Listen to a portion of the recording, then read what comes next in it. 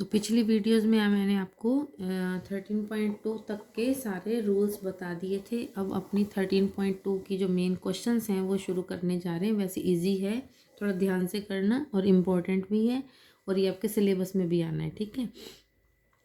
Question number first जो है वो कह रहा है कि दो वेक्टर आपको दिए गए हैं जिनकी आपको मॉडुलस वैल्यू दी गई है 4 और 5, ठीक है, परिमाण दिए गए हैं। तो अदिश गुणनफल यानी स्केलर प्रोडक्ट जिसे डॉट प्रोडक्ट अपने कहते हैं वो फाइंड करना है।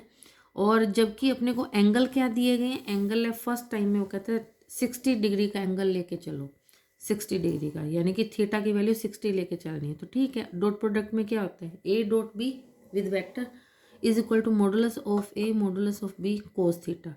यहाँ थीटा की वैल्यू आपने 60 पुट करना है और मॉडुलस ऑफ ए और बी की वैल्यू आपको 4 और 5 दे रखी है, 4 और 5।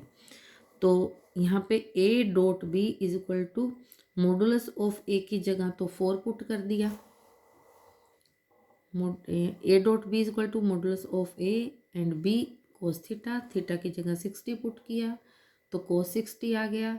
और मॉडुलस ऑफ ए की जगह 4 गिवन वैल्यू है अपने को और 5 बी की जगह पुट कर दिया तो ये 4 5 जा 20 और कोस 60 की वैल्यू 1/2 होती है तो 2 से इसको कट किया तो 10 आ गया, यानी कि आंसर 10 आ गया। ओके, अब इसके बाद है सेकंड पॉइंट। सेकंड पॉइंट में वो कहता है कि थीटा की वैल्यू 90 डिग्री लेके चलो। क्वेश्चन में आपको दिख रहा होगा, बुक में देख सकते हो आप क्वेश्चन को।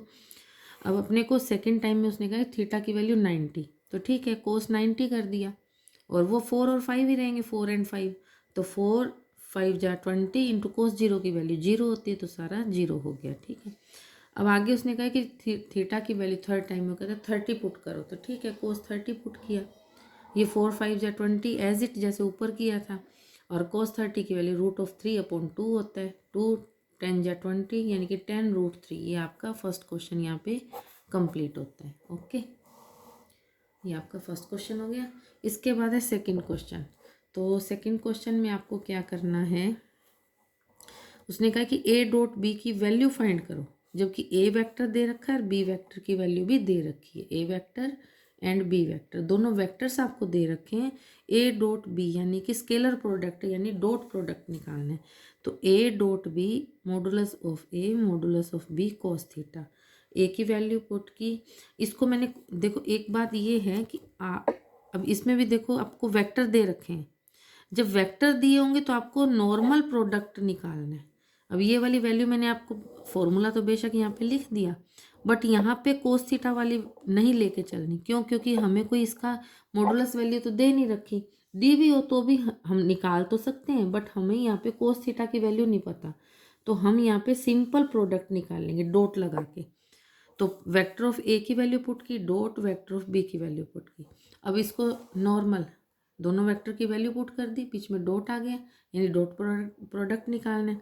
अब सिंपल वैल्यू निकालनी कैसे, 2 × 3, ठीक है, स्केलर वैल्यूज आ गई, I dot I plus 2 into -2, ये -2 है ना आपके पास, -2, ठीक है, 2 into -2 I dot J plus second रकम, पहले इस फर्स्ट रकम का अपनों इस ब्रैकेट से पूरे से मल्टीप्लाई किया, अब सेकेंड रकम उठा ली तो 5 × 3 जे डॉट आई, पहले जे है फिर आई है, जे डॉट आई, फिर प्लस 5 × -2 जे डॉट जे। अब हमारे पास क्या, डॉट प्रोडक्ट में आई डॉट आई 1 होता है, जे डॉट जे 1 होता है, ये वाली वैल्यू तो 0 हो जाती है, तो वही मैंने आगे पुट किया। 6 2 3 ज़ा 6, I dot I 1 plus minus का 4 लेकिन ये 0 हो गया, प्लस 15 लेकिन ये 0 हो गया, प्लस ये माइनस का 10 आ गया, जे डॉट जे फिर 1 होता है। तो अपने को तो सिर्फ दो ही वैल्यू मिली ना, एक तो ये वाली एक ये वाली, बाकी तो 0 हो गई। तो 6 - 10 इज इक्वल टू -4 अपना आंसर आ गया। अब के की वैल्यू थी नहीं, होती तो हम पुट कर देते, मल्टीप्लाई भी करते, लेकिन यहाँ पे हमारे पास के की वैल्यू ही नहीं थी। ओके, और सेकंड का जो सेकंड पार्ट है, सेकंड क्वेश्चन का सेकंड पार्ट, उसमें अपने को ए वेक्टर की वैल्यू और बी वेक्टर की वैल्यू दे रखी है। तो ए डॉट बी निकालना है, पहले वैल्यू पुट कर दी, डॉट लगा दिया, और फिर वही तरीका 4 × 1 I dot I plus 4 × -1 I dot J plus 4 × 1, क्योंकि अब के दिया हुआ है, 4 × 1 आई डॉट के, ठीक है। अब जे इसकी वैल्यू, क्योंकि अब के इसमें जे की वैल्यू नहीं है तो हमारे पास डायरेक्ट के है, तो ठीक है।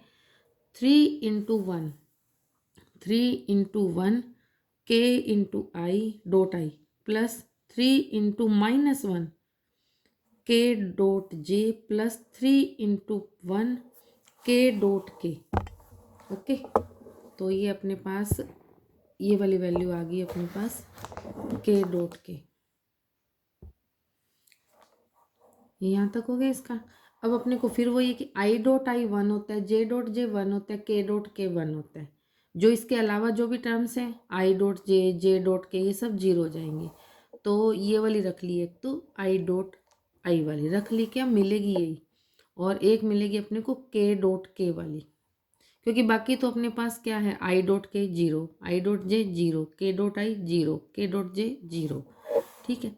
4 × 1 प्लस 3 × 1, तो 4 × 1 यानी 4 प्लस 3 = 7, ये अपना आंसर आ गया। ओके।